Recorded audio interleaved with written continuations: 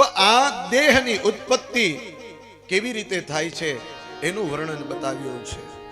બીજી વસ્તુ એ બતાવી છે કે આ દેહ છે ને એ અપવિત્ર છે.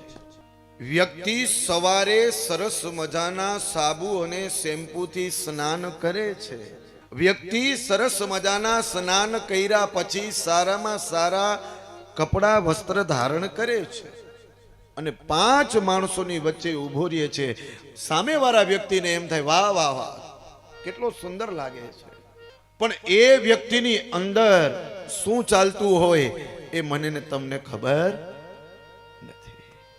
તો માણસ જેમ બહારથી પવિત્ર બને એવી જ રીતે માણસે અંદરથી પણ પવિત્ર બનવું પડે. એટલા માટે બ્રાહ્મણ આપણા ઘરે યજ્ઞાદિક પૂજા કથાદિક કરવા આવે ને એટલે એમ કહે યજમાનને કે 3 વખત તમે જલ પીવો.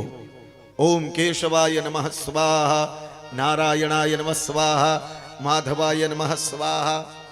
આ 3 નામથી ભગવાનના નામ છે, એ નામથી તમને જલ પીવડાવે છે કે કદાચ આ શરીરમાં અંદર હૃદયમાં કોઈ એવું અપવિત્ર તત્વ રહી ગયું હોય તો એ અપવિત્ર તત્વ છે ને એ નીકળી જાય ભગવાનનું નામ લેવાથી.